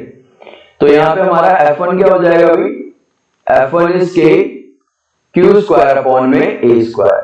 F2 क्या हो जाएगा, तो F2 क्या है, F2 कौन सा फोर्स है, ये जो D वर्टिसेस और C वर्टिसेस पे जो चार्ज है इनके बीच का फोर्स। तो F2 equals to K Q square upon में A स्क्वायर, यही होगा। और F3 में देखो, F3 क्या है, A वर्टिसेस और C वर्टिसेस जो पे चार्ज हो रखे हैं उनके बीच का फोर्स है। तो क्या आएगा, K Q स्क्वायर अपॉन में AC है ना डिस्टेंस, AC यानी डायगोनल। तो डायगोनल मैंने बताया क्या होता है, √2 टाइम ऑफ साइड, यानी √2a का स्क्वायर। तो √2a का स्क्वायर करोगे तो क्या आएगा, 2a स्क्वायर। तो इस तरीके से हमने F1, F2 और F3 निकाल लिया, ठीक है। अब सबसे पहला काम क्या है, F1 और F2 का रिजल्टेंट निकालो। तो F1 और F2 के रिजल्टेंट को मान लो, F1 और F2 का रिजल्टेंट कहां पे आएगा, इसी लाइन पे तो आएगा। इसको मान लो F' यानी F' निकालो सबसे पहले। चलो मुझे थोड़ा सा स्पेस चाहिए, ओके, यहां करते हैं F' निकालते हैं। F' क्या था भाई, हमारा F1 और F2 का था। और F1 और F2 अगर तुम ध्यान से देखोगे ना तो दोनों इक्वल थे। देखो ये रहा तुम्हारा F1 और ये रहा तुम्हारा F2, ये दोनों फोर्सेस जो है, ये दोनों फोर्सेस कैसे फोर्सेस हैं, इक्वल फोर्सेस हैं भाई। क्लियर? और दोनों के बीच में एंगल क्या बन रहा है, 90। चलो अब मैं इसको सॉल्व करता हूं, ठीक है। तो यहां मैं लिख रहा हूं F' इक्वल्स टू F1 का स्क्वायर, और F1 और F2 दोनों इक्वल हैं। यहां लिख दो F1 इक्वल्स टू F2, तो दोनों को मैंने F ही मान लिया। तो क्या आएगा, F1 का मतलब F का स्क्वायर, F2 का स्क्वायर मतलब F का स्क्वायर, 2F1 F2 यानी F स्क्वायर, और यहां पे आ गया cos 90। तो बताओ मुझे cos 90 की वैल्यू क्या होती है, तो cos 90 की वैल्यू होती है 0। तो 0 का मतलब ये पूरा टर्म क्या हो गया, cos 90 अगर 0 है तो पूरा टर्म 0 हो गया। तो F square plus F square क्या आ गया, 2F स्क्वायर। 2F स्क्वायर का मतलब F' क्या आ गया, √2F। क्लियर? बात आई क्या समझ में? तो F' की वैल्यू कितनी आई है, √2F। एक बार डायग्राम में यही बना देता हूं। ऐसा था कुछ, हमारा F1 ये था, F2 ये था, F1 ये था, और ये जो फोर्स था यहां जो चार्ज रखा हुआ था वो क्या था, F3 था। F1 और F2 का रिजल्टेंट इसी लाइन पे आएगा, यानी जो F' मिला है वो इसी लाइन पे आएगा, ठीक है। अब यहाँ पे ध्यान से समझे, F1 और F2 का तो रिजल्टेंट आ गया, जो तुम्हारा Fnet था वो क्या था, vector sum of all the forces F1 plus F2 plus F3, इन तीनों फोर्सेस का वेक्टर सम करना था। तो F1 और F2 का वेक्टर सम कर दिया और उसकी वैल्यू कितनी आई तुम्हारे पास √2f, और तीसरा फोर्स क्या है F3। तो मैंने तुम्हें बताया, क्या बताया कि अगर मान लो तुम्हारे पास दो वेक्टर हैं और दोनों सेम ही लाइन पे सेम डायरेक्शन में है, तो दोनों को सीधे सीधे जोड़ दो। तो अब जो तुम्हारा नेट रिजल्टेंट आएगा फोर्स का, वो क्या आएगा, इन दोनों को यानी F' को और F3 को सीधा सीधा ऐड कर दो। तो F' कितना है √2f, और F3 हमने क्या निकाला था, F3 हमने निकाला था kq² में 2a²। अब बस हमें f की वैल्यू पुट करनी है और हमारा आंसर आ गया। तो √2 f की वैल्यू कितनी थी, kq² में a² प्लस kq² में 2a²। तो यहां से कॉमन लेके भाई अब तुम अपना नेट फोर्स निकाल दो, किसके ऊपर, यहाँ पे जो तुम्हारा चार्ज रखा है उसके ऊपर, इस वाले वर्टिसेस पे जो q चार्ज था उसके ऊपर। तो क्या आएगा, ऐसे कॉमन क्या निकाल लोगे, kq² में a² और ब्रैकेट में क्या आया √2 प्लस 1/2। क्लियर, बात आगे समझ में। ओके, अब यहां से तो सिंपल सॉल्व करना है, और जैसे ये हमारा क्या हो गया, नेट फोर्स हो गया। क्लियर, हाँ, नेट फोर्स की डायरेक्शन किधर है, आउटवर्ड है, बाहर की तरफ जाएगी। चलो, तो ये भी कर लिया हमने। अब कुछ और क्वेश्चन मैं देता हूं जिन्हें तुम्हें खुद ट्राई करना है। अब क्वेश्चन ये है सिमेट्रिकल से पहले यहीं पे मैं क्वेश्चन वो लिख देता हूं। क्वेश्चन ये है कि भाई मान लो कि यहाँ पे एक स्क्वायर है और वो इस स्क्वायर का जो साइड है वो क्या है, a है। क्वेश्चन यहां लिख रहा हूं, स्क्वायर का साइड क्या है, a है। अब इसके वर्टिसेस पे हमने चार्ज रख दिए q, चारों वर्टिसेस पे q और यहां रख दिए -q। तो क्वेश्चन ये है, find the net force on the -q charge. तो ये तुम्हें इसका आंसर कमेंट करके बताना है, ये है होमवर्क। क्लियर, चलो आगे बढ़ते हैं। सिमेट्रिकल चार्ज डिस्ट्रीब्यूशन, चलो एक पहले इसका एक एग्जांपल लेते हैं। मान लो मैंने कहा कि मेरे पास स्क्वायर है, ठीक है, इस स्क्वायर के 4 वर्टिसेस और चारों वर्टिसेस पे जो चार्ज रखा हुआ है वो क्या है, q q q q। Clear, चारों वर्टिसेस पे चार्ज क्या है, सेम चार्ज, यानी चार्ज को सिमेट्रिकली डिस्ट्रीब्यूट किया है, और इसके सेंटर पे एक छोटा सा चार्ज q0 रखा है। क्वेश्चन ये है, find f net on q0। तो क्या होगा भाई, इस q0 चार्ज के ऊपर जो हमारा f net है वो क्या होगा, कोई बताएगा मुझे। चलो कोशिश करते हैं। एक बात बताओ, जितना डिस्टेंस इन दोनों चार्ज के बीच का है उतना ही डिस्टेंस इन दोनों के बीच का है, उतना ही डिस्टेंस इन दोनों के बीच का है, उतना ही डिस्टेंस इन दोनों के बीच का है। यानी q0 जो है, q0 का चारों चार्ज से डिस्टेंस तो सेम है। यानी कि अगर मैं इन दोनों के बीच का फोर्स निकालूं, चाहे मैं इन दोनों के बीच का फोर्स निकालूं, चाहे इन दोनों के बीच का फोर्स निकालूं, इन दोनों के बीच का फोर्स निकालूं, क्या वो सेम आएगा, क्या आएगा, नहीं आएगा, बिल्कुल आएगा। क्यों, क्योंकि देखो चार्ज से भाई इन दोनों के बीच का फोर्स क्या आएगा, तो इन दोनों के बीच का फोर्स आएगा कि q0 अपॉन में यहां से यहां तक का डिस्टेंस अभी मान लो r, तो r²। तो क्या यही इन दोनों के बीच का क्या आएगा, क्या यही फोर्स इन दोनों के बीच का आएगा। यहां का फोर्स कितना आएगा, q0 अपॉन में जो भी डिस्टेंस है, जो डिस्टेंस तो सारे सेम ही है, r तो r का स्क्वायर, और यही फोर्स इन दोनों के बीच का आएगा। यानी कि ऑल फोर्सेस आर सेम। ठीक है, यानी कहने का मतलब ये है कि स्वेट, ठीक है, कि ये वाला q0 के ऊपर जितना फोर्स लगाएगा उतना ही यहां जो q है वो भी इसके ऊपर उतना फोर्स लगाएगा। ठीक है, फिर एक सेकंड कलर चेंज करना, फिर ये वाला जो q है ये जितना फोर्स लगाएगा उतना ही फोर्स ये वाला q भी इसके ऊपर लगाएगा, और सारे के सारे चार्ज रिपेल करेंगे क्योंकि all charges are positive in nature. सारे मैंने पॉजिटिव लिए, सेम नेचर के चार्ज लिए।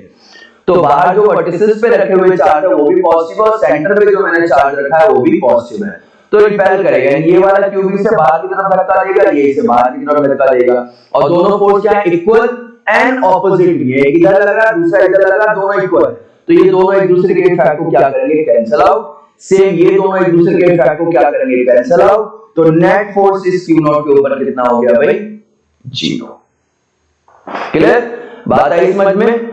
इसी तरीके से मैंने कहा कि मेरे पास ना एक इक्विलैटरल ट्रायंगल है और इस इक्विलैटरल ट्रायंगल के वर्टिसेस पे मैंने सेम चार्ज को इस तरीके से डिस्ट्रीब्यूट कर दिया और इसके सेंटर पे मैं तुमसे पूछ रहा हूं एक छोटा सा चार्ज Q नॉट रखा हुआ है, कितना फोर्स होगा। तो अगेन मुझे क्या दिख रहा है कि भाई ये वाला डिस्टेंस, ये वाला डिस्टेंस, ये वाला डिस्टेंस, यानी Q नॉट चार्ज का तीनों चार्ज से डिस्टेंस सेम है और चार्जेस भी सेम है, यानी कि इसके ऊपर जो लगने वाले फोर्सेस है वो क्या होंगे, सेम होंगे। ठीक है, अब जैसे कि मान लो ये वर्टिसेस फर्स्ट मान लेता हूं, सेकंड मान लेता हूं और थर्ड मान लेता हूं। तो फर्स्ट वर्टिसेस पे रखा हुआ जो चार्ज है Q नॉट चार्ज को कहां रखा देगा, इधर बाहर की तरफ, क्योंकि रिपेल करेगा, पॉजिटिव चार्ज है। ये जो हमारा Q चार्ज है ये क्या करेगा, इसे रिपेल करेगा, कहां, बाहर की तरफ। और ये जो हमारा Q चार्ज है वो भी इसे क्या करेगा, रिपेल करेगा, कहां, बाहर की तरफ। क्लियर। अब मुझे एक बात बताओ, क्या ये यहाँ पे सिमेट्रिक, क्या ये यहाँ पे इक्विलिब्रियम कंडीशन पे है, इसके ऊपर लगने वाला नेट फोर्स है या नहीं, 0 है या नहीं है, क्यों है, देखो ध्यान से। इन दोनों का रिजल्टेंट इधर जाएगा और इन दोनों का तुम रिजल्टेंट निकाल के देख लेना, एंगल 120 डिग्री है इनका रिजल्टेंट और ये वाला जो फोर्स है वो सेम आएगा और ये दोनों एक दूसरे के इफेक्ट को क्या कर देंगे, कैंसिल आउट कर देंगे। और ऐसा तुमने एक जगह और भी पढ़ा है वेक्टर में, जरा ध्यान दो। ऐसा होता है तो वो चीज जो यहाँ पे ऑब्जेक्ट होती है वो कहां होती है, उसके ऊपर लगने वाला नेट फोर्स क्या होता है, 0 होता है। ये 0 रिजल्टेंट का केस है। ठीक है, लैमिस थ्योरम में पढ़ा है ये हम लोगों ने। तो भाई यहाँ पे भी ये सेंटर में जो रखा हुआ चार्ज है उसके ऊपर F नेट क्या हुआ, 0 हुआ। तो एक सिंपल सा यहां से रिजल्ट निकल के आता है, if charge is symmetrically distributed, अगर चार्ज को तुमने सिमेट्रिकली डिस्ट्रीब्यूट किया है किसी बॉडी पे, तो उस बॉडी के सेंटर पे जो नेट फोर्स होगा चार्जेस की वजह से वो 0 होता है। क्लियर। जैसे एक और एग्जांपल लेके समझाता हूं मैं, मान लो एक सर्कल और सर्कल के ऊपर तुमने Q चार्ज को यूनिफॉर्मली डिस्ट्रीब्यूट कर दिया है और हमसे पूछा कि भाई इसके सेंटर पे ना मैंने एक छोटा सा चार्ज Q नॉट रखा है, उसके ऊपर नेट फोर्स कितना होगा, तो भाई इसके ऊपर नेट फोर्स क्या होगा, 0, क्योंकि चार्ज इस बॉडी के ऊपर सिमेट्रिकली डिस्ट्रीब्यूटेड है। अब भाई जितना मान लो यहाँ पे अगर छोटा सा चार्ज dx कंसीडर करोगे तो इसके सामने यहाँ पे एक छोटा सा चार्ज dx कंसीडर करोगे, ये इसे इधर रिपेल करेगा तो नीचे वाला जो छोटा सा चार्ज सॉरी dq है उसको ऊपर की तरफ रिपेल करेगा, तो सारे एक दूसरे के इफेक्ट को क्या कर देंगे, कैंसिल आउट, और जो सेंटर पे लगने वाला फोर्स है दैट फोर्स इज 0। क्लियर। तो ये होता है सिमेट्रिकली चार्ज डिस्ट्रीब्यूशन में। क्लियर। अब एक चीज और मैं बताता हूं जरा, मान लो ये स्क्वायर है जिसकी side a, square of side a, इस यहां पे रखा हुआ है Q, यहां पे रखा हुआ है तुम्हारा Q, यहां पे रखा हुआ है तुम्हारा Q और यहां पे एक छोटा सा चार्ज रख दिया Q not. Find the F net on Q not. तो क्या यहां पे भी 0 होगा, देखो सिमेट्रिकली चार्ज डिस्ट्रीब्यूटेड है, क्या 0 होगा, नहीं यहाँ पे 0 नहीं होगा, क्यों, क्योंकि भाई यहाँ पे कोई चार्ज नहीं रखा हुआ है, ये चार्ज इसको इधर रिपेल कर देगा, ये चार्ज इसको इधर रिपेल कर देगा, तो ये तो दोनों एक दूसरे के इफेक्ट को कैंसिल आउट कर देंगे।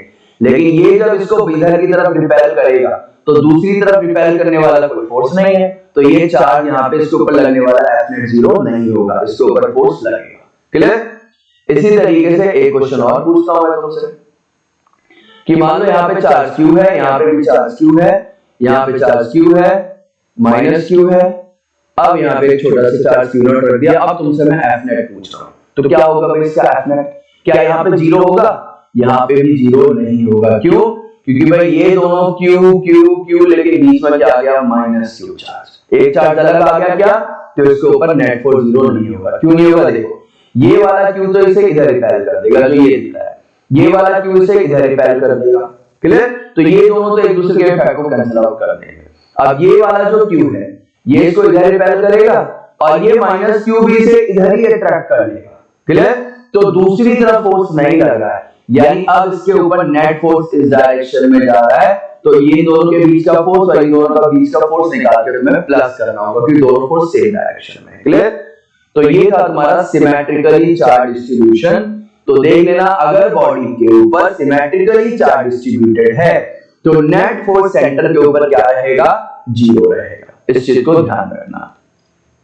चलो अब आते हैं इक्विलिब्रियम कंडीशन पे। थर्ड चार्ज इक्विलिब्रियम कंडीशन का कुछ प्रॉब्लम है। इसके कुछ पॉइंट्स होते हैं जो तुम्हें ध्यान रखने पड़ेंगे भाई।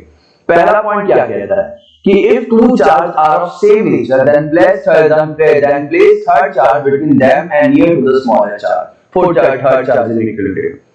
मान लो मेरे पास ये दो चार्जेस सिस्टम ले रहा हूं मैं, Q1 और एक Q2 है। अब मुझे यहाँ पे थर्ड चार्ज रखना है और दोनों के दोनों सेम नेचर के चार्ज है, यानी दोनों मान लो पॉजिटिव नेचर के ही चार्ज है। क्लियर? दोनों यहाँ पे पॉजिटिव नेचर के चार्ज है। अब मुझे यहाँ पे थर्ड चार्ज रखना है और वो थर्ड चार्ज क्या होना चाहिए भाई, इस तरीके से रखूं कि वो इक्विलिब्रियम कंडीशन पे रहे। थर्ड चार्ज को मुझे कैसे रखना है, इस तरीके से रखना है कि वो कहां रहे, इक्विलिब्रियम कंडीशन पे रहे। तो क्या होगा कि अगर दो लाइक चार्ज है हमारे पास तो तुम्हें थर्ड चार्ज को इस तरीके से रखना है कि वो इक्विलिब्रियम कंडीशन पे रहे। तो थर्ड चार्ज को कहां रखो, इन दोनों के बीच में रखो, ठीक है। और कहां रखो, जो छोटा चार्ज होगा ना उसके बीच में रखो। मान लो Q1 स्मॉलर चार्ज है तो थर्ड चार्ज को अगर तुम इन दोनों के बीच में रखते हो और स्मॉलर चार्ज के पास रखते हो तो वो कहां होगा, इक्विलिब्रियम कंडीशन पे, अदरवाइज इक्विलिब्रियम कंडीशन पे नहीं होगा। समझ लो क्यों नहीं होगा। मान लो मैंने कहा कि यहाँ पे एक पॉजिटिव चार्ज है, यहाँ पे भी एक पॉजिटिव चार्ज है। अब मुझे यहाँ पे Q0 चार्ज को रखना है कि वो इक्विलिब्रियम पे। मान लो मैंने इस Q0 चार्ज को बाहर रख दिया, यहाँ रख दिया Q0, ठीक है। अब क्या होगा, ये इसको इधर रिपेल करेगा, सॉरी ये इसको कहां रिपेल करेगा, बाहर की तरफ। और दूसरा वाला जो पॉजिटिव चार्ज है वो भी कहां रिपेल करेगा, इसे मिटा दो।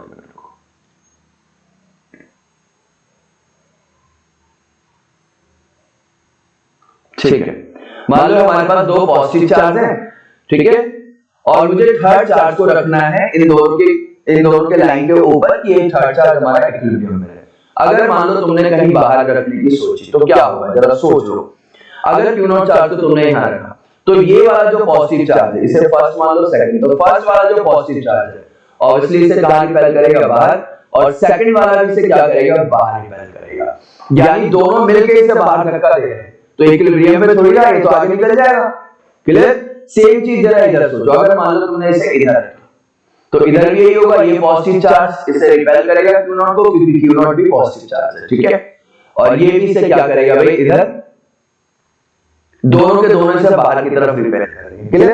अब मान लो कि चलो नहीं, ये दोनों ये हम जो Q0 माना वो नेगेटिव चार्ज है, तो क्या होगा, अगर मान लो नेगेटिव चार्ज होता तो ये वाला फर्स्ट वाला जो पॉजिटिव चार्ज है ये भी इसे अपनी तरफ खींचेगा और सेकंड वाला जो पॉजिटिव चार्ज है ये भी इसे अपनी तरफ खींचेगा।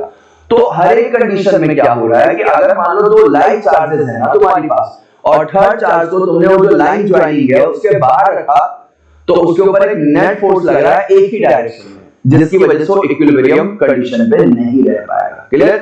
हाँ, लेकिन अगर तुम बीच में रखते हो, जैसे यहाँ पे Q0 चार्ज को मैंने कहा रखा बिल्कुल बीचों बीच में रखा, तो क्या दिख रहा है, ये Q0 इसको इधर की तरफ भगाएगा और ये Q2 इसको इधर की तरफ भगाएगा। यानी Q1 और Q2 दोनों रिपेल कर रहे हैं लेकिन ऑपोजिट डायरेक्शन होगी क्या दोनों फोर्सेस की।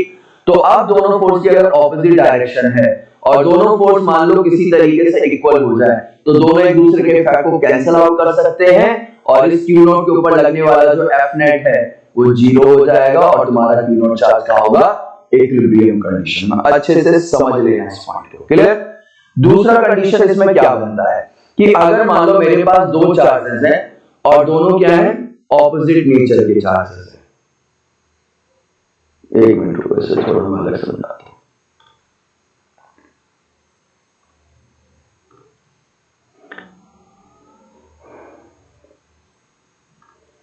अब मान लो कि मेरे पास ना यहाँ पे क्या है, दो चार्जेस हैं और दोनों क्या है, ऑपोजिट नेचर के चार्जेस हैं।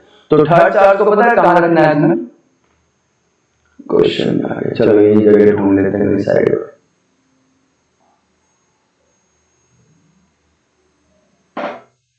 ठीक है, मान लो एक मेरे पास यहाँ पॉजिटिव चार्ज है और दूसरा नेगेटिव चार्ज है और मुझे थर्ड चार्ज Q0 को रखना है कि वो इक्विलिब्रियम में है। तो अगर ऐसी कंडीशन हो कि दो अनलाइक चार्जेस है, डिफरेंट ऑपोजिट चार्जेस हो और तुम्हें थर्ड चार्ज को इस तरीके से रखना है कि वो इक्विलिब्रियम पे है, तो पता है थर्ड चार्ज को कहां रखो, अब बाहर रखो और किधर रखो, जो छोटा होगा उसके पास रखो। क्लियर? यानी अगर मान लो ये वाला चार्ज छोटा है तो अपने चार्ज को इधर रख दो और ये वाला छोटा चार्ज है तो यहां रखो। क्लियर? अगर मान लो तुम अंदर रखने की सोच रहे हो तो खुद ही सोचो क्या होगा। मान लो तुमने यहां रख दिया अंदर तो ये पॉजिटिव चार्ज है और मान लो थोड़ी देर के लिए Q0 भी क्या है, पॉजिटिव चार्ज है। तो ये पॉजिटिव और Q0 भी पॉजिटिव से रिपेल करेगा और ये नेगेटिव चार्ज है, ये भी इस Q नॉट को अट्रैक्ट करेगा, तो दोनों फोर्सेस सेम डायरेक्शन में लगेगी। क्या इसके ऊपर F नेट एक ही डायरेक्शन में लग रहा है, कैंसिल होने के चांस ही खत्म। तो अब तो इसे मूव करना पड़ेगा ना, F नेट इधर लग गया तो, यानी इक्विलिब्रियम पे नहीं आ। अगर Q नॉट को नेगेटिव मानोगे तो भी यही कंडीशन होगा। अगर तुमने Q नॉट को नेगेटिव माना तो पॉजिटिव इसे अपनी तरफ अट्रैक्ट करेगा और नेगेटिव इसे दूर भगाएगा, यानी अब भी दोनों फोर्स सेम डायरेक्शन में ही लग गए। क्लियर? इसीलिए अगर दो अनलाइक चार्जेस हैं, ऑपोजिट चार्जेस हैं, तो थर्ड चार्ज को कहां रखो? बाहर रखो। किसके पास? Near to the smaller charge. क्यों? ताकि वो इक्विलिब्रियम पे रहे। और दोनों अगर सेम लाइक चार्जेस है, सेम नेचर के चार्जेस हैं, तो थर्ड चार्ज को कहां रखो? बाहर रखो उनके लाइन ज्वाइनिंग से। क्यों? ताकि इक्विलिब्रियम कंडीशन में रहे। और बाहर कहां रखना है? Near to the smaller charge. Clear? बात आई समझ में? Near to the smaller charge क्यों रखते हैं तो सबको पता होना चाहिए। क्यों? क्योंकि भाई उसके बीच का डिस्टेंस कम हो जाएगा तो ऑब्वियसली फोर्स बढ़ जाएगा। अब एक क्वेश्चन करते हैं इसके ऊपर। देखो क्वेश्चन क्या है कि मान लो मैंने ना यहाँ पे एक चार्ज ले लिया +4e और इससे a डिस्टेंस दूर पे मैंने एक और चार्ज लिखा +e। क्लियर? अब क्वेश्चन ये है कि कहां पे मैं अपना थर्ड चार्ज जिसकी वैल्यू q है उसको रखूं कि पूरा का पूरा सिस्टम इक्विलिब्रियम पे हो। तो हमें पता है कि भाई ये दोनों के दोनों चार्जेस कैसे हैं? लाइक चार्जेस हैं, दोनों पॉजिटिव चार्जेस हैं। तो अगर हमारे पास दो पॉजिटिव चार्ज यानी दो लाइक चार्जेस हैं तो थर्ड चार्ज को हमें कहां रखना चाहिए? तो थर्ड चार्ज को हमें इन दोनों चार्जेस के बीच में रखना चाहिए। और कहां पे? Near to the smaller charge. तो मैंने अपना जो थर्ड चार्ज था Q उसको यहां पे रख दिया, इन दोनों के बीच में और छोटे वाले चार्ज के पास। टोटल जो डिस्टेंस है इन दोनों चार्जेस के बीच का वो कितना है? a। मैंने ये वाला डिस्टेंस जो उसे x कंसीडर कर लिया, तो ये वाला डिस्टेंस कितना हो जाएगा? a minus x। क्लियर? अब मान लो ये q चार्ज है और यहाँ पे मान लो क्वेश्चन में दिया हुआ है this q charge is a positive charge. ये q चार्ज कैसा है? पॉजिटिव चार्ज है। तो +4e जो है वो इसके ऊपर कैसा फोर्स लगाएगा? रिपल्सिव। और उसकी डायरेक्शन क्या होगी? इधर की तरफ डायरेक्शन होगी। उसको मैंने F1 कंसीडर किया। ठीक है? और ये जो +e है वो भी इसके ऊपर कैसा फोर्स लगाएगा? रिपल्सिव, क्योंकि दोनों पॉजिटिव। तो भाई ये भी इसके ऊपर रिपल्सिव फोर्स लगाएगा, यानी कि इसके जो फोर्स की डायरेक्शन होगी किधर होगी? इधर होगी। उसको मैंने कंसीडर कर लिया F2। क्लियर? तो इस स्मॉल चार्ज Q के ऊपर एक फोर्स लगा F1 और एक फोर्स लगा F2, दोनों ऑपोजिट डायरेक्शन में लग रहे हैं। एंड अकॉर्डिंग टू क्वेश्चन इस Q चार्ज को कहां रखना है? इक्विलिब्रियम कंडीशन पे। तो खुद ही सोचो ये Q चार्ज इक्विलिब्रियम पे तभी रहेगा जब F1 किसके बराबर होगा? F2 के बराबर होगा, क्योंकि एक फोर्स इधर लगा F2, एक फोर्स इधर लगा F1। अगर दोनों इक्वल एंड ऑपोजिट हैं तभी एक दूसरे को कैंसिल आउट कर पाएंगे। तो ऑपोजिट तो दिख रहा है हमें, क्या होना पड़ेगा? दोनों को इक्वल भी होना पड़ेगा, तभी हमारा Q चार्ज इक्विलिब्रियम कंडीशन पे रह पाएगा। तो मैंने यहाँ पे F1 equals to F2 put कर दिया। F1 क्या है? F1 वो फोर्स है जो +4e ने इस Q के ऊपर लगाया। चलो निकालो फोर्स F1 के Q1। तो Q1 क्या है? 4e। Q2 क्या है? 4 अपॉन में क्या आएगा भाई? a माइनस x का होल स्क्वायर। ठीक है? इक्वल्स टू F2 क्या है? F2 है इन दोनों के बीच का फोर्स +e और Q। तो क्या आएगा? K Q E अपॉन में x का स्क्वायर। ठीक है? अब इसे सिंपल तुम सॉल्व करो भाई। तो K से K को काट दिया हमने, EQ से EQ को भी काटा, ये E है। ठीक है? EQ से EQ को काटा तो यहां क्या आया? 4 अपॉन में a माइनस x का स्क्वायर इक्वल्स टू यहां क्या आया? 1 अपॉन x का स्क्वायर। तो 4x square equals to a minus x का स्क्वायर। तो यहां क्या आएगा? 2x का whole square equals to a minus x का स्क्वायर। तो दोनों तरफ स्क्वायर है, इधर का अगर स्क्वायर में हटाऊंगा तो उसी तरफ रूट लगता है। रूट लगने का मतलब प्लस माइनस साइन होता है। तो क्या आएगा? मान लो एक बार प्लस लेकर सॉल्व कर लेते हैं। 2x equals to a minus x। तो x उधर चला गया तो 3x इक्वल टू कितना आ गया? a। तो x इक्वल टू क्या आ गया भाई? a/3। ये मैंने प्लस लेकर सॉल्व किया है। अब अगर माइनस लेकर सॉल्व करूंगा तो माइनस का 2x इक्वल्स टू, क्योंकि भाई जब भी इधर का स्क्वायर अगर इधर लगता है ना तो हमेशा स्क्वायर प्लस माइनस साइन के, रूट मतलब जो भी हटाओगे प्लस माइनस साइन के साथ हटेगा। तो भाई यहाँ पे क्या आएगा, प्लस माइनस का 2x लोगे तो क्या आएगा, a माइनस एक्स आ जाएगा। ये माइनस एक्स अगर उधर भेज दोगे तो क्या आ जाएगा भाई, प्लस का x, तो माइनस का 2x प्लस का x इक्वल्स टू क्या आ गया, a।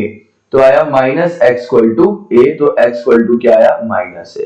तो x equal to minus a possible है क्या, ये this condition is not possible, ये पॉसिबल, यानी x equal to a by 3। यानी कहने का मतलब यहां से यहां तक का डिस्टेंस कितना है, a by 3। यानी छोटे वाले चार्ज से कितने डिस्टेंस पे रखो, a by 3 डिस्टेंस पे अगर तुमने अपने q चार्ज को रखा है तो तुम्हारा जो चार्ज है वो कहां रहेगा, इक्विलिब्रियम कंडीशन पे रहेगा। क्लियर। अब एक क्वेश्चन और दे रहा हूं जो तुम खुद से ट्राई करोगे। मान लो यहाँ पे भाई हमारा E चार्ज है और इससे a डिस्टेंस पे यहाँ पे मान लो -9 चार्ज है। तो अब थर्ड चार्ज Q को हमें रखना है, कहां रखें कि भाई हमारा Q चार्ज इक्विलिब्रियम पे रहे। तो इस क्वेश्चन को तुम्हें खुद से ट्राई करना है घर पे। क्लियर। ध्यान से ट्रिक भी देख लो। ट्रिक क्या होती है कि मान लो मेरे पास दो चार्ज है, एक Q1 और Q2, दोनों सेम नेचर के चार्ज हैं, दोनों पॉजिटिव या दोनों नेगेटिव। इनके बीच का जो टोटल डिस्टेंस है, दोनों चार्जेस के बीच का डिस्टेंस वो क्या है, a। अब क्वेश्चन ये है कि हम थर्ड चार्ज को कहां रखें कि हमारा सिस्टम जो थर्ड चार्ज है वो इक्विलिब्रियम कंडीशन पे रहे। तो हमें पता है कि अगर दोनों सेम चार्जेस हैं, मतलब यहाँ पे जो कंडीशन लेके चल रहा हूं मैं लाइक चार्जेस का ले रहा हूं, तो थर्ड चार्ज को मैं कहां रखूंगा, इन दोनों के बीच में और near to the smaller charge. तो मैंने कहा भाई Q2 क्या है मेरा, Q1 क्या है मेरा, स्मॉलर चार्ज मान लो, तो मैं यहां रखूंगा अपने थर्ड चार्ज Q को। अब मुझे ये वाला डिस्टेंस निकालना है, x यानी distance from the smaller charge, वो निकालना है। तो x निकालने का जो फॉर्मूला है वो बड़ा सिंपल है, अंडर रूट Q1 अपॉन में under root Q1 plus Q2 और इनटू में पूरा का पूरा डिस्टेंस। तो पूरा डिस्टेंस कितना है, a। तो देखो यहां से अगर तुम सॉल्व करोगे तो तुम्हें डायरेक्ट x की वैल्यू मिल जाएगी। x क्या है, distance from the smaller charge. अगर तुमसे पूछा डिस्टेंस फ्रॉम द Q2 यानी लार्जर चार्ज, तो जो भी x आएगा उसको a में से माइनस कर देना, क्योंकि ये वाला डिस्टेंस हमें पता है क्या आएगा, a माइनस x। क्लियर। अब यहाँ पे ऑपोजिट चार्ज की भी बात कर ले, ऑपोजिट चार्ज की बात कर लेते हैं। मान लो भाई हमारे पास यहाँ पे एक चार्ज है Q1 और यहाँ पे a डिस्टेंस दूर पे एक दूसरा चार्ज है भाई हमारे पास Q2। क्लियर। फिर से वही Q1 is the smaller charge and Q2 is the larger charge. अब हमें पता है क्या करना है, थर्ड चार्ज को कहां रखना है, बाहर रखना है। बाहर कहां पे रखना है, स्मॉलर चार्ज के पास। अब तुम्हें ये वाला डिस्टेंस है, ये हो गया तुम्हारा x, distance from the smaller charge. तो अब आएगा x equal to under root Q1 upon में under root Q2 minus Q1 और इनटू में टोटल डिस्टेंस। ठीक है। तो यहां से तुम क्या निकालोगे, distance from the smaller charge if charges are of opposite nature. Clear. आगे बात समझ में, तो इस चीज को थोड़ा सा ध्यान रखना। तो ये दोनों ट्रिक है, ये अभी जो हमने इससे पिछले वाला क्वेश्चन किया वहां पे भी तुम लगा सकते हो। क्वेश्चन क्या था, प्लस 4e और e, इनके बीच का डिस्टेंस कितना है, a। हमें क्या निकालना था कि थर्ड चार्ज को मैं कहां रखूं, थर्ड चार्ज को मैं कहां पे रखूं कि वो क्या हो, इक्विलिब्रियम कंडीशन पे हो। तो मान लो थर्ड चार्ज को मैंने यहां पे रख दिया और ये स्मॉलर चार्ज से डिस्टेंस इसका कितना है, x। देखो x की वैल्यू डायरेक्ट कैसे निकलेगी, फॉर्मूला क्या है, अंडर रूट Q1, Q1 क्या है, स्मॉलर चार्ज, तो यहां स्मॉलर चार्ज क्या है, e रखा। अपॉन में क्या है, अंडर रूट Q1 यानी under root e plus under root Q2 यानी 4e और इनटू में पूरा का पूरा डिस्टेंस। सॉल्व कर दो भाई फटाफट से।